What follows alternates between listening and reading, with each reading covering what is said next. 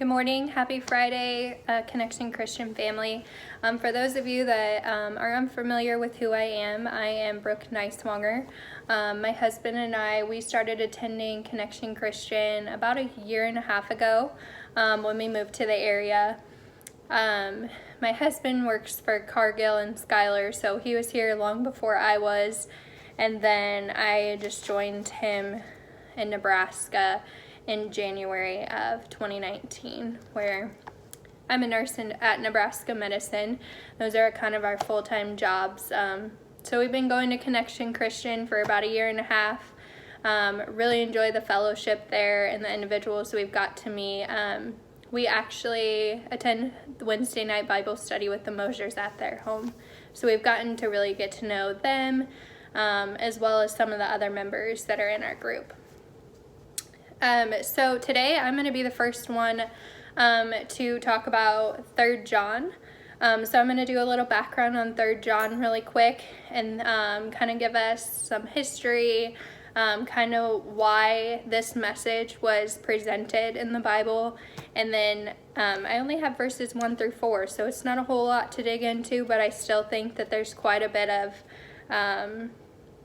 substance that we were gifted with. So 3 John, the author of 3 John is actually John himself. This time period, it was around AD 90. So at the time, it was of the early church, and they were trying to establish the early church. So the church kind of structure at that time looked pretty different from what we go to now and what we're used to. They would kind of go from town to town, share the gospel. They were invited into people's homes, and that's just kind of how the message of the gospel was spread, was just by word of mouth and traveling from city to city. So some of these stints from city to city could be quite long, and by the time some of those prophets got to those cities, they just needed some hospitality and somewhere to stay. So John actually wrote this letter, is basically what 3 John is a letter to a man named Gaius. And it kind of was just to describe what John looks for in someone that's a Christian who's hospitable, and takes in others, versus, what kind of we don't want you to be like. So John actually wrote this letter to Gaius, and it kind of opened the door to let other Christian leaders know what the standard was, what that John and some of these other prophets were kind of looking for. So it's a personal letter, 3 John is. It was directed to kind of provide encouragement and faith, and say, yes, you're running the good race, keep it up, keep doing what you're doing. And it was also for John to kind of say, I appreciate you, we love what you're doing. And he wrote this letter to Gaius after he'd kind of heard word of mouth from other people that opened up their home, kind of the character Gaius was. So that's kind of a little bit of background on that. I know I've talked a lot about Gaius, but Gaius is a prominent Christian that was involved in the early church. He basically was just opening up his home to prophets such as John that were coming through.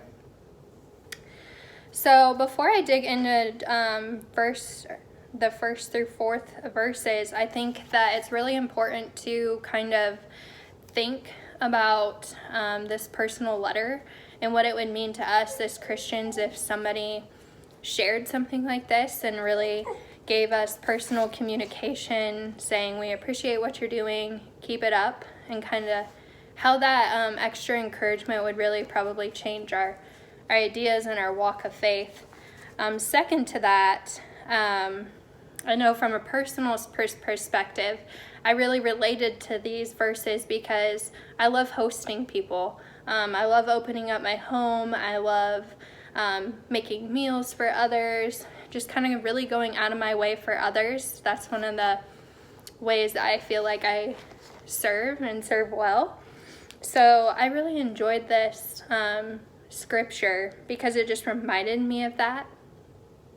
Now, on the flip side of that, I kind of feel for Gaius because I know what it's like to host people, especially if you're hosting out-of-town guests. I know we all think, crap, my house has to be clean, laundry has to be done, I've got to have enough food for them, I have to have enough activities for us to do.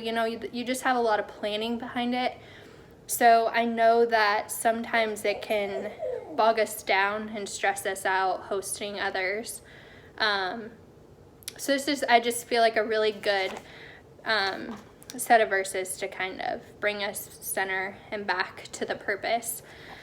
So I guess one of the things that I wanted to bring up before kind of digging in is just reminding us all to maybe keep this thought in our minds, is when we are hosting people, or if we're not hosting people, asking ourselves, do we value people more than our homes, what our homes look like?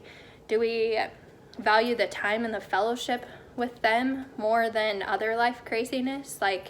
Are we even opening up our homes enough to people and allowing that time for fellowship? So that was kind of the big questions that I took away from this. So 3 John 1-4. I have the Life Application Bible, so it might be a little different than your guys's, but John writes, "The elder, to my friend Gaius, whom I love in the truth. Dear friend, I pray that you may enjoy good health and that all may go well with you, even as your soul is getting along well." In those first 2 verses, I really picked up what the early church looked like, and that John was writing to these individuals that are opening up their home, and kind of what he had to go through to get there and be able to spread the message to others. We also learn from the 2nd verse when John says, "Dear friend," that Gaius was someone he personally had a relationship with and that he loved dearly. And that when he was praying for good health, that's really big because this is one of the conflicts that the Christian faith has, is that do we value people's physical and spiritual well-being? Popular hearsay has taught that the separation of spirit and matter are despised the physical side of life. So they only worried about the spirit, where your heart was. They didn't really care about your physical well-being. But John kind of just brings this whole other perspective to it and says, no, that's not true. We care about where your heart is. We care about where you are at spiritually. But we also want you to be honoring your body, honoring your physical health, and understanding kind of where your strengths and weaknesses lie within your body, and that you're taking care of that, because that is the temple that you have to worship God. So the big message in verse 2 is that, yes, we should be worried about others' health, physical, emotional, mental, spiritual, because God's concerned about the whole body and spirit. In verse 3, John goes on to say, "It gave me great joy to have some brothers come and tell me about your faithfulness to the truth and how you continue to walk in the truth." In verse 4, he says, "I have no greater joy than to hear that my children are walking in the truth." John points out by saying "my children" because he wants Gaius to know that because he's opening up his home and he's providing all of this hospitality, he's allowing John to do his job by providing the gospel and being allowed to preach to many. And so John's just letting people know that here he is, he's the spiritual father of many that's pointing them to God. So that's kind of the big things with verses 1-4. There's still a few more verses about kind of what we are supposed to look like as Christians that host within our home. So I know they're going to hit on that Monday for you guys and follow up with that. But kind of my last couple things with these verses is knowing that if we want to live like Gaius and have this encouragement from John, that we need to be in the truth, that we need to be reaching out more and supporting our pastors, servants within our church, missionaries, those that are going out and really spreading the message, because there's a lot that they have to sacrifice to be able to do so. So we all need to be working together, whether it's in our home hosting others or outside at work or, wherever life brings us every day. We need to be making sure that we're providing hospitality to others and serving others. And then my last question, just to leave everybody with, is, do you feel like you are acting like Gaius and opening up your home, serving others, providing that hospitality so that we can properly love others and take care of one another? So I hope you guys have a great Friday. Let me know if you guys have any prayer requests. You can drop them in the comments. I'll spend this weekend praying over you guys. I'm actually headed out of town, so I will definitely be thinking about each and every one of you as you guys get together on Sunday.